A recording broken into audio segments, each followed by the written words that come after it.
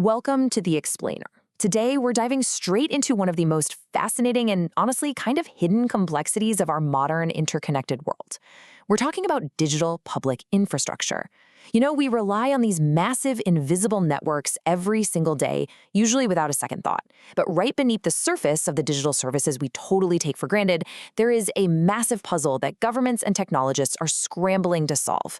It's a puzzle about exactly who you are, who owns your data, and what actually happens when that data tries to cross an invisible digital border. Who are you? I mean, it seems like a simple enough question, right? It's fundamental, deeply philosophical. Every single society in human history has had to figure out ways to answer it. Who are you within your family, your community, your nation? But then we immediately hit a practical wall.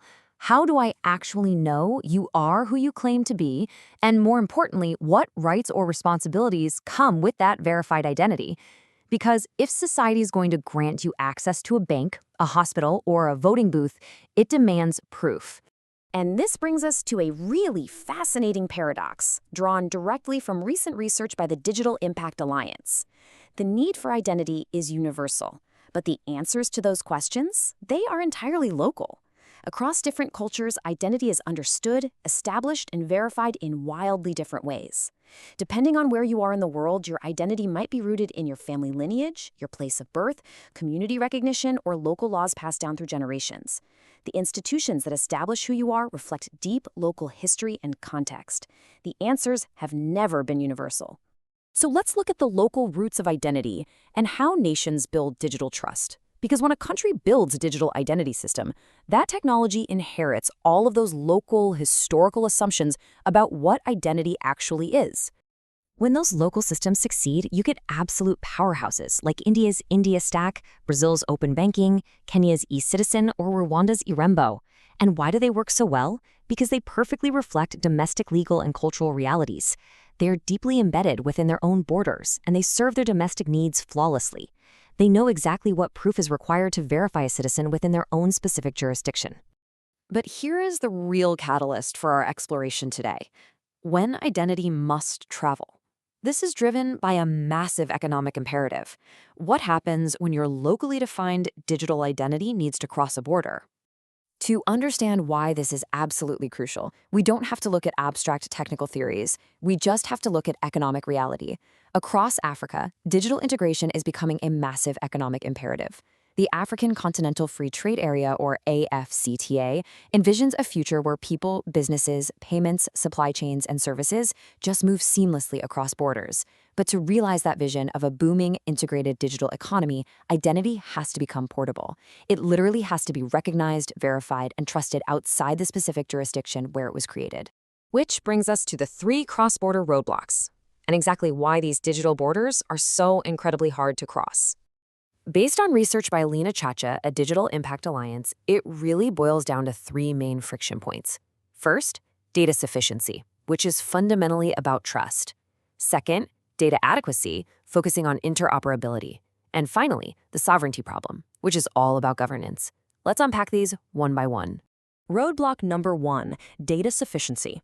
Basically, when is someone actually considered identified?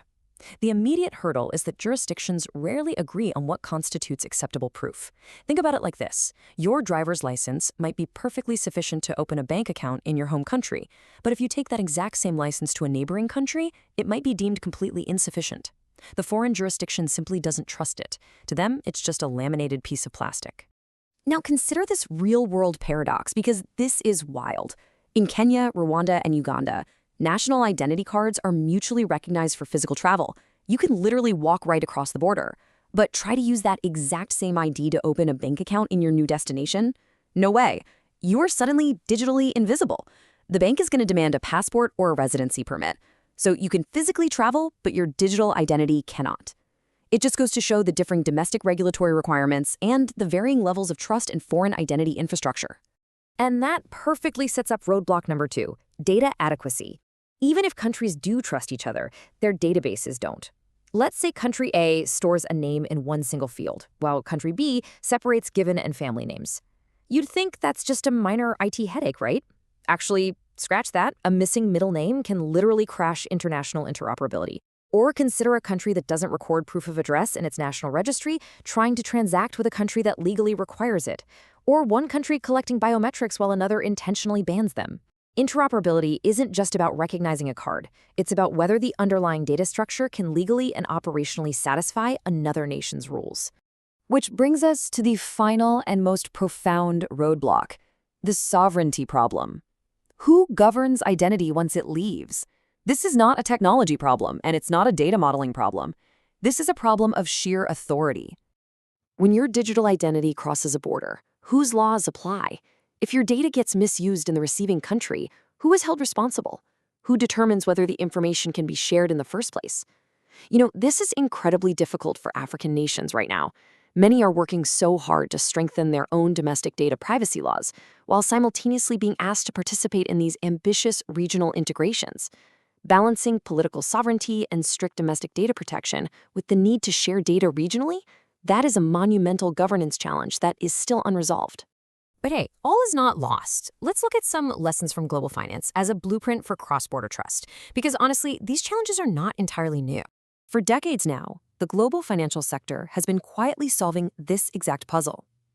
Finance has successfully established trust across borders, operating under vastly different legal systems, varying regulatory environments, and totally distinct risk frameworks.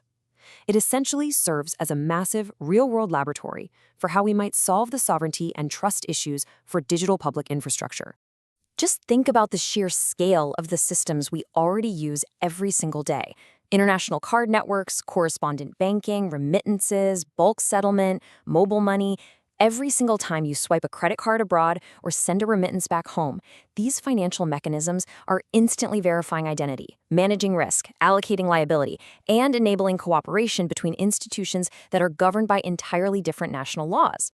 Researcher Lena Hachacha hit the nail on the head here, noting, the financial services sector represents the most mature sector operating at the intersection of cross-border identity, trust, and data governance. To build the next generation of interoperable digital public infrastructure, governments absolutely must critically examine the principles from global finance. We have to look at which models enabled trusted data sharing, and just as importantly, which assumptions might have limited inclusion or reinforced inequalities along the way. Because solving this isn't just about moving money. When we zoom out and envision a digitally connected Africa, we are looking way beyond just finance. Truly portable, trusted digital identity, it's literally the key that unlocks the future of public services. It means a student's educational credentials can be instantly verified in a neighboring country. It means seamless cross-border healthcare records. It means robust regional social protection programs and completely frictionless labor mobility, where workers can easily prove their identity and skills anywhere on the continent. That is the inspiring vision of what happens when we get the data governance right. Which leaves us with this massive, monumental question to ponder.